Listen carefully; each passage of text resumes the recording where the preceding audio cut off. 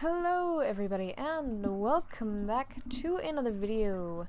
I tried to record this video yesterday and I didn't catch any of my fucking sound, which is stupid and annoying as all hell, and it was so late and I decided, it's not worth it, I'm not re-recording it, it's not happening, and I went to bed. Let me rephrase that. I got in bed and watched YouTube for like 2 hours and then fell asleep.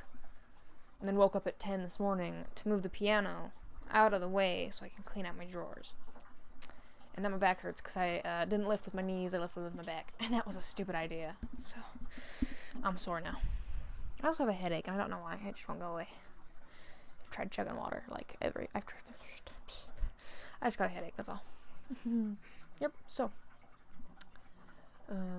Yeah. Today we are reading His Reasons. It's a Todoroki X Reader fanfic by AshleyH713. This is part 39, season 4, chapter 3. It'll be posted May 10th. Yeah. Let's begin. I've already read this entire thing, so I know what's gonna happen, and it's interesting, you know. It was a good chapter, I gotta tell you that much. I gotta tell you that much. It was a really interesting chapter. I read it a weird way the first time, because I tried to make a different voice for All For One and All Might. So All For One had more like a cracky, fucked up, like smoker voice, and that messed up my voice. That was a bad idea. That is something I will never do again. So All Might's and All For One's voice are probably going to be the same, and probably very girly, because I don't want to risk like fucking up my voice by trying to do a masculine voice. So they're probably going to be pretty high pitch. Yeah, let's begin. All Might walked into the prison quietly, with only one goal on his mind. He didn't know why, but since his last battle, the man could only think about the future of Heroes itself. Knowing he couldn't help the world anymore, he knew this. But that didn't mean the man couldn't find out the villain's future plans. All Might needed to make sure the world was safe. He waited for a moment before walking into a large empty room separated by a thick sheet of glass. On the other side stood All For One, strapped down and restrained all by himself. It seemed the security took extreme measures, although that made sense. He was the worst of the worst after all. Sitting in the chair next to him, All Might took in a breath before speaking. I've come to make things clear. Where is Shigaraki Tomura? All For One listened to his words and couldn't help but give out a small chuckle. I have no idea. Unlike your successor, mine has left the nest. You care about the boy, don't you? Does it bother you that he's your mentor's blood? As much as All Might wanted to deny it, he knew he couldn't. The day he found out that Shigaraki was related to his teacher was a heartbreaking day, one he couldn't forget. What do you plan to do? What is your ultimate goal here? You prolonged your body an unnatural amount.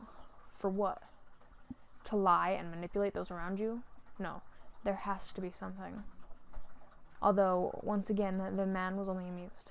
Unfortunately, there will always be those that never will understand each other. You wish to be a hero, like I did a villain. It's as simple as that. Letting his hands form into a ball, All Might shook his head, frustration now on his brow. This man was just pure evil. There was no light to him at all. That's when he wondered something else. What was your plan for young Bakugo? All this time you've been giving her all this dangerous power? Why? I thought you said Shigaraki was your successor. Then why would you put so much work into her? All For One remained silent for a moment before smirking under his breath, pleased to talk about his creation. You are mistaken, All Might. The girl was just a project of mine. Something I made to help Shigaraki in his efforts. The ultimate weapon to use against the heroes. I molded her well over the years, I must say. Frowning back, All Might replied, Unfortunately for you, young Bakugo has instead chosen to become a hero, so it seems your plan has fallen through. This made him laugh, a low and mocking tone etched in his tone. Oh yes, I've heard about the little one's efforts through the grapevine. Although it's no use. The girl can try all she wants. She can play hero for the time being, but Bakugo will always be my creation. In the end, although it's fun to watch, so I'll humor her for a bit before she returns to my side. Twisting his brow in confusion, All Might didn't understand his words. It was clear that Amari's heart was always one of a hero. He'd seen it. What kind of confidence did this man have to believe such bold words? What are you saying? All for One narrowed his stance then, smirking under his breath. I'm saying that my masterpiece will only ever be what I designed her to be, an unstoppable hero-destroying weapon. You may think that she has overcome her battles, but that's only because there has always been a band-aid on the darkest parts of her mind. Very soon that band-aid will be ripped off, and then she'll realize how foolish she's been. His threat seemed ominous, like there was a weight to his words. What was he even talking about? What kind of band-aid could this villain mean? I don't understand. The villain nodded back evenly. Of course you don't. But you will in time, as will she. So I will stay here for the time being, while she realizes it. Standing up from his chair, All Might slapped a hand on the glass. You're not going anywhere. I promise I will keep young Bakugo safe from you. Yet, All for One didn't seem intimidated at all, welcoming the challenge. I'll let you think that for now. Knowing he wasn't getting anywhere, All Might then turned to leave as the villain's old echoed in his ear. A chilling premonition, whatever, coming with it.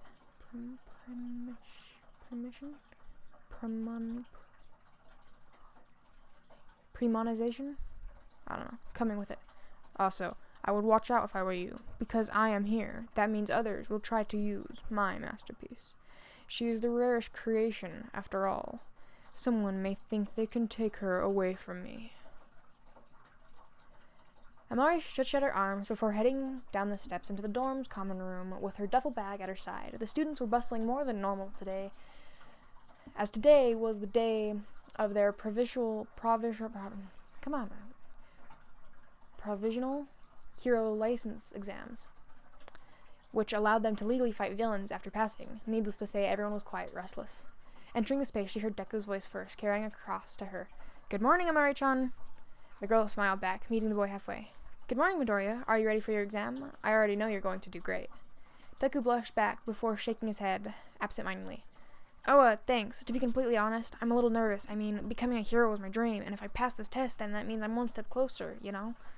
He beamed with excitement, only to catch Amari's sad eyes. Then it hit him. Oh no, had he offended her just now? I'm sorry. I didn't even think about how you must be feeling right now. And here I am, gloating. Choosing to stare at the floor, he paused when he felt her hand on his shoulder. Hand on his head, leaning down to smile back. You don't have to act like that. I'm okay. Yeah, it sucks I'm not in class 1A anymore, and I can't take the license exam yet. But that doesn't mean you can't be happy about it. As sad as it was, the facts were that Amari's quirk level was far behind the other students now that she was using her natural quirk. That meant she wasn't ready for the provisional license exam yet. Deku pushed his hand out then, waving them in the air. Oh, okay, if you're sure. I don't want to make you uncomfortable or anything like I did last time. Sometimes my mouth just blurts things out. Laughing back, Amari could very well relate. Of course I'm sure. Just because I can't take the test now doesn't mean I can't be a hero. Next time around, I'm going to explode the competition. Quite literally, if I do say so myself. She giggled at her own joke, enjoying the pun as Deku just looked at her with pride. You know, Amari-chan, I really wish we grew up together, like I did with Kachan. Amari stopped then, looking away for a moment before nodding her head. I agree. Maybe if I was there, Katsuki wouldn't have terrorized you as much. Okay, well, probably not, but I would have tried to stop him at least. The boy just smiled at the made-up memory. Yeah. Seeing him so in thought, Amari frowned before pushing his head down playfully to erase his mind. Listen, I don't care what Katsuki has said in the past. You're great, Midoriya. In fact, you're one of the best heroes I've seen. So go out there and pass that that license exam. At her words, Deku's eyes widened just slightly, knowing how big this meant for him. Kachan used to always pick on him for being weak, but his sister had so much belief in him. Now he knew he couldn't back down. Feeling sloppy tears make their ways to the surface, Deku cried back, Thanks, Amari. You know, you're going to be a great hero, too. Not really knowing how to deal with this mess of a boy, Amari smiled nervously before patting his back in reassurance. She didn't think he would be that emotional. Thanks. Deku nodded back as Amari caught her eye, eyes on her brother descending the steps now, a frown plastered on his face, although it seemed normal for him. Waving Deku away, the girl turned on her heels. I'm gonna go wish Katsuki good luck. See you later, Midoriya. Then, before he could speak, she was gone from the crying boy, now making her way up to her brother smoothly. Hey, Katsuki, are you ready for today? Crossing his arms across his chest, he only huffed back. Of course. The shortness in his voice surprised her. That proved it. He was really serious today. If Amari knew anything, a quiet Katsuki was way more dangerous than a loud one. Be careful, okay? I know you are my twin, so dumbass tendencies run in the family. But I worry. Bakugo only frowned back, though, shaking his head at the idea. Screw you. I'm going to wipe the floor with these nerds. There's no need to worry. I'm going to be on top when this is all over. His sister just smiled under her breath then. I'm sure. I would really hate to see the look on everyone's face once they get a load of my brother, the great Bakugo Katsuki. She was teasing him, and he knew it, now kicking his leg off the wall in annoyance before rubbing the top of her head. You better get your ass in gear also if you want to beat me, even though it's impossible to try. Next time you better dominate the competition also, so that we can have our fight, and I can win. His reassuring words brought a flutter to her chest, knowing that he was telling her to pass the exam next time. Now she couldn't let him down. Let's not be too cocky, Katsuki. I may be behind now, but just you wait, 'cause I'm going to give you a run for your money soon. Enjoy your lead now, brother. A mix of annoyance and pride entered the boy's throat then, smiling under his breath. You wish, nerd. Go ahead and try anyways, though. Pushing his shoulder back, Amari gave her brother a knowing look. Oh, I will. That's when her phone rang in her pocket and the girl cursed, taking it out and reading the caller ID.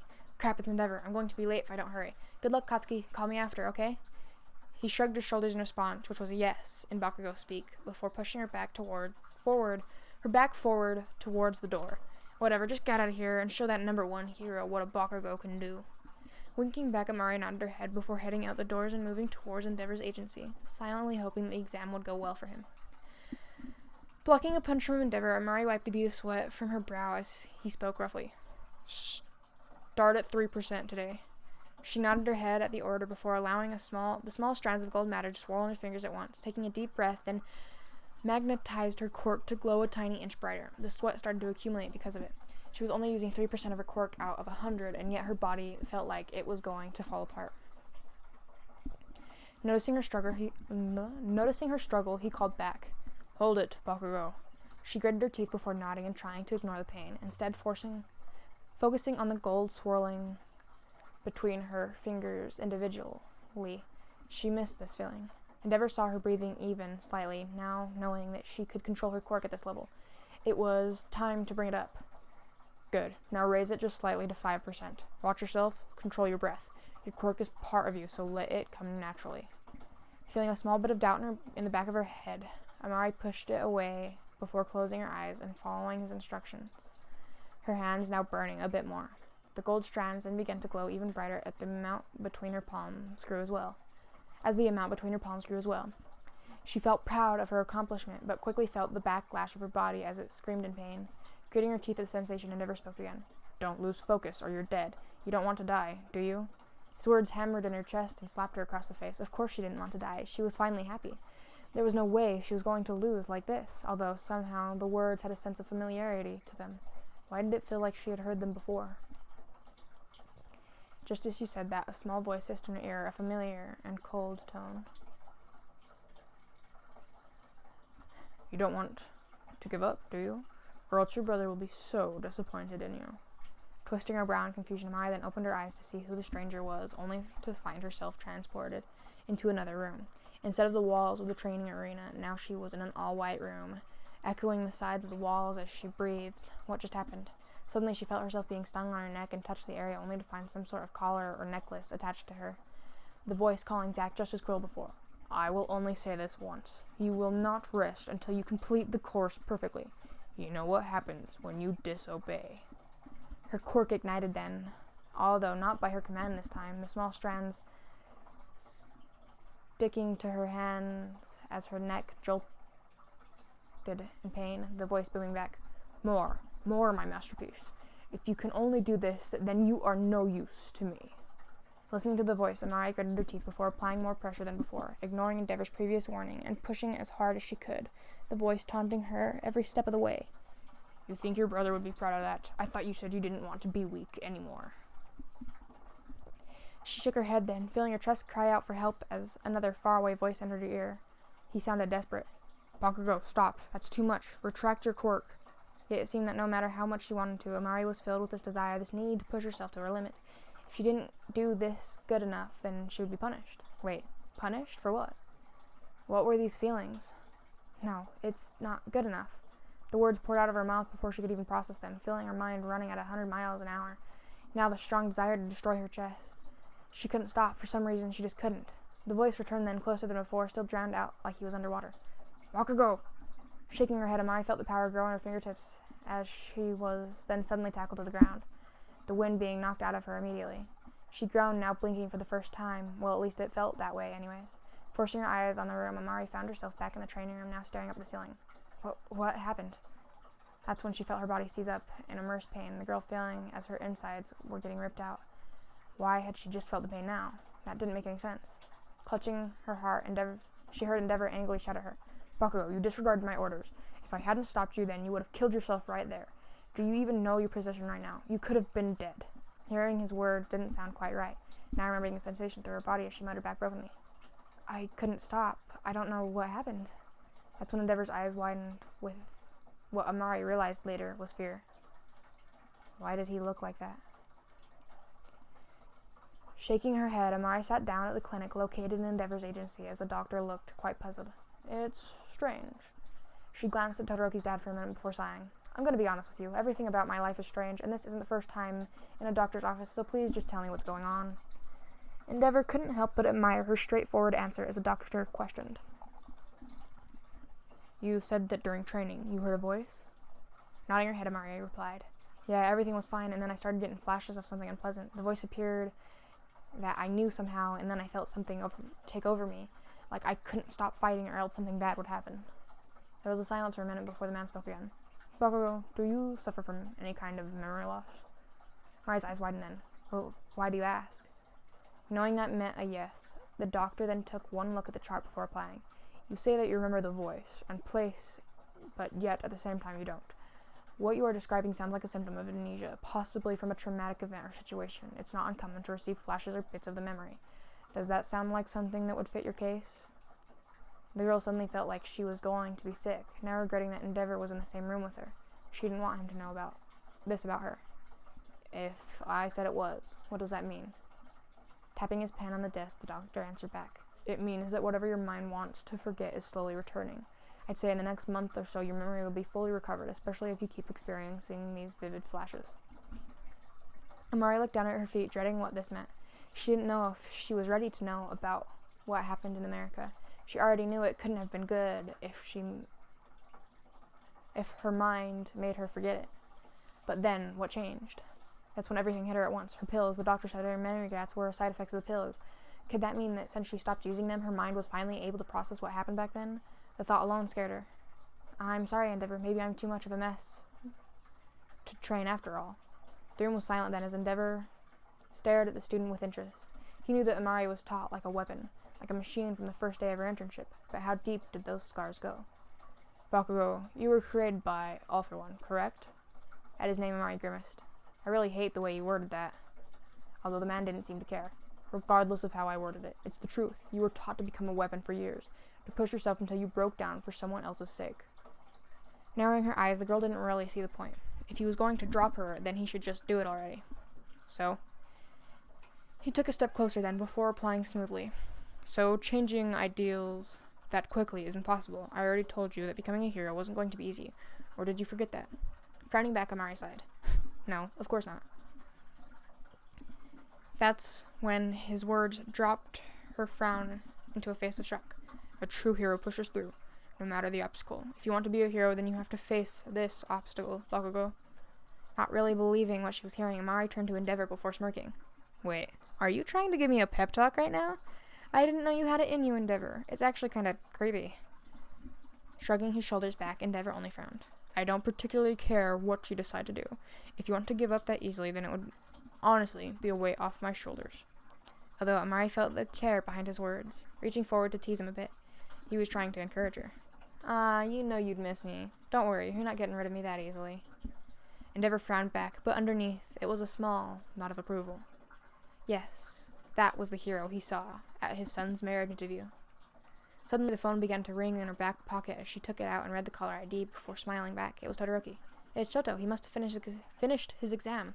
She pushed the answer button before slowly bringing the phone up to her ears. Hey, Shoto, how did it go? Although the tone she got back wasn't one of joy, but rather panic. Amari, you have to get over here right now. Bakugo and Midoriya are fighting. Twisting her brow in confusion, Amari didn't understand his words. Wasn't this normal for them? Don't they do that every day? Yet that's when she heard the sound of explosions through the line as she answered back. Not like usual. They are tearing each other apart. You're the only one Bakugo listens to, Amari. You have to stop him before he hurts Midoriya. Her eyes widened at the words, already hopping off the table before grabbing her bag. Her memory problems could wait. Deku needed her. I'm on my way. Then she quickly turned to Endeavor before speaking. Sorry, I have to go. It's an emergency. I'll run double laps tomorrow, I promise. The man opened his mouth to speak, but found that Amari had already disappeared, wondering what could possibly be so important. Running to the location Todoroki gave her, she saw flashes of light in the distance, now leaning over in a heavy breath. What were these two even doing? As she reached closer, Amari got there just in time to see Deku being thrown to the ground by her brother, both of them bleeding mercilessly.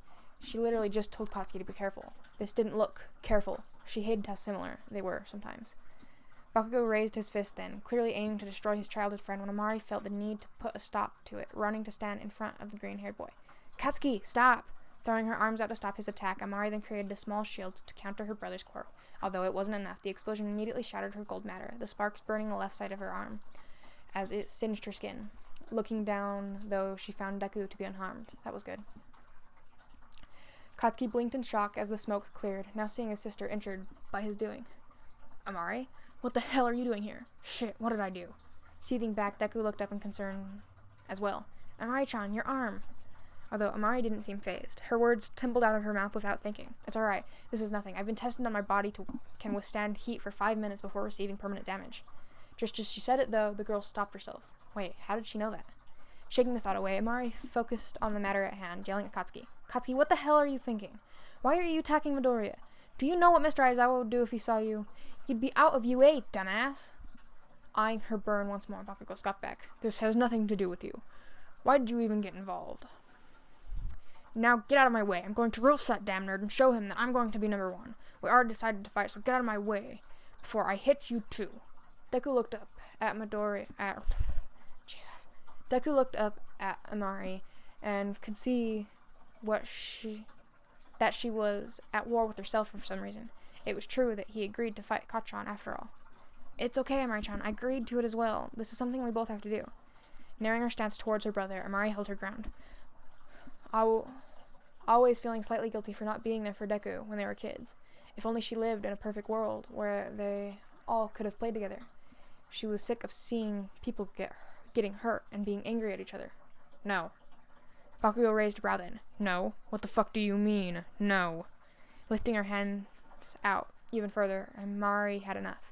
This has been going on for far too long. I get it if you don't like him, but trying to kill him is another level. I get that you two had an argument or whatever, but this isn't going to solve anything. Why are you so pissed anyways? What the hell happened, Katsuki? Balling his hands into a fist, Bakugo hissed back. This loser just walks in with a fucking quirk one day and thinks he can beat me? Shitty Deku. That's not how it works. Just because you got your license and I didn't, it doesn't make you any less of a loser. The words stuck in her mind then, muttering back. Wait, you didn't pass? Bakugo took a threatening step closer then, eyeing Deku with murder. It doesn't fucking matter. What matters is he passed with a quirk that's not even his own. At that, Amari's eyes turned in confusion. What are you talking about, Katsuki? Midoriya has a quirk the same as us. You're not making any sense. That's when Katsuki shut his mouth, not wanting to spill a secret of one for all to his sister like that. He just said that without thinking. Forget it. It's none of your business. Just let me finish this. The hurt poured into her eyes then, knowing that Bakugo was keeping something from her. I thought we said no more secrets between each other. Do you think I haven't noticed you space out the last couple of days, glaring at Midoriya or deep in thought because of something you won't tell me? If it's not my business, then make it my business. The two remained silent then. Deku feeling bad about Amari's frustration. She was the one out of the loop here anyways, and he hated not being able to tell his friend what he was going through. Amari-chan. That's when another voice echoed behind them, deep and smooth. It's alright, you two. Blinking in surprise, the girl then turned around, only to find All Might standing behind them. All Might, what are you doing here? He held up his phone then, as if to prove a point. I got a concerned call from young Todoroki about what is going on. You did well, Midoriya, but I think it's time. Then he strolled up to them before looking up at the sky. What young Bakugo said was right. Midoriya's power is not his own, it's mine. Mari's eyes widened all at once, trying to process what he was saying. Someone couldn't just pass down their quirk like that. It had to be through blood. Wait, that doesn't make any sense. Are you his dad? At that, everyone's faces dropped. Midoriya remembering what Todoroki accused him of back at the sports festival. He thought the boy was All Might's secret love child also. He supposed that just showed how much the two were alike. What? No. Why does everyone keep thinking that? I mean, I really looked up to him as a father figure, but he's not my actual dad.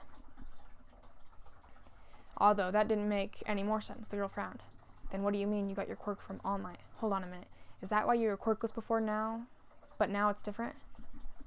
Nodding his head, the man sighed. Yes, I passed down my quirk, one for all to him the day you were all attacked by that slug villain. It's been a closely guarded secret between the two of us, that is, until young Bakugo figured out his power. She narrowed her eyes, then before locking gazes with her brother. Is that why he was so silent and irritable the last couple of days? You knew this all this time? Scoffing back, Katsuki replied, When he told me after combat training, I thought he was just spewing some bullshit. That's until I put the pieces together. The girl nodded her head in acceptance before another thought appeared in her mind. So, if this is such a closely guarded secret, why did you decide to tell me? All Might thought about this for a moment, flashing to his previous conversation with All For One. Truly, he was worried about the girl, but somehow knew he could also trust her with this. With the path you have decided to take, I know that the struggles you will face will be equal, if not greater, to his. With this information, I hope that you will be able to confide and support each other in your climb to be what you always wished to receive. Mari thought about this for a moment, not understanding the weight of his words, but feeling a sense of pride in them. Of course she would support Deku. That was obvious. I would be honored to. Why do I feel like your words have an ominous omen to them? That's when All Might's face fell, giving her a knowing look. That confirmed it. He was hiding something from her. Never mind that now, young Bakugo. Just stay on your path. She nodded her head in confusion, now dropping the topic for now. It was obvious that he had something on his mind regarding her, and she was now determined to find out what it was. But because of her respect for the man, the girl only smiled back, for now at least. That's what I plan on. Through the darkness, the computer screen next to the large desk flickered, the static image blinking to life on the screen. Tapping his finger on the surface, the man narrowed his eyes before picking up a nearby file and reading the contents. Then he touched a nearby vial, seeing the blood dance around in the container. What an interesting creation All For One had made. Slapping the file back down on the table, then Overhaul smirked at the discovery. Yes, she'll do nicely. The light flashed towards the file then, revealing the contents of the object. Inside was a small photo and a large portfolio labeled Bakugo Amari, Nomu Experiment Number 12. Ooh, interesting. Okay. It's not as interesting. I read it already. I already knew what was going to happen. I was not excited about that. It's a good ending, I gotta tell you. It was really exciting the first time I read it, but now it's like, I've already read it, man. I got a weird tendency, I think it's like my ADHD or some shit, where like I can only read something once. If I try to go back and read it, I get really bored. It gets super boring trying to reread something because I already know what's gonna happen, and it's super boring. And like, it's like the one reason that I hate reading so much is because it's so hard for me to like a book. Like, I just can't. It can have interesting things in it, but it's so hard for me to stay focused on reading a book. Comics and stuff, manga and comics, are one of the only things that can hold my attention for a long period of time, right? And then I still can't go back if they come out with a new book. I have to just try and remember what happened in the last book. If I try to go back and reread it, I get bored, and it's... okay, but, you know, that was only one chapter. At least I didn't try to read, like, 4 and none of them get any sound. If this one didn't get any sound, I'm gonna be fucking pissed. I'm telling you. If this one didn't pick up any vocals because of whatever the fuck wasn't catching my voice, I'm gonna be fucking pissed. I even did a test trial before recording this one to make sure it picked up my voice, and it picked up my voice. It heard me fine. So if this one didn't, I'm gonna be pissed. I caused myself a worse headache reading this shit. Like, fuck. Check her out. She's a good writer. I keep seeing things about Animal Crossing. I've never played it. I don't know what it is. I don't plan on playing it. It doesn't seem like a game I would enjoy, just because it's a, I don't know, I'm a weird gamer person. There's like only 2 games that I know I enjoy for me, and not because I wanted to be friends with someone else who liked that similar thing, and that's Minecraft and Sims 4, so I don't know if I would like that game. But I'm gonna stop rambling now, and you will hear me in the next video. Bye bye.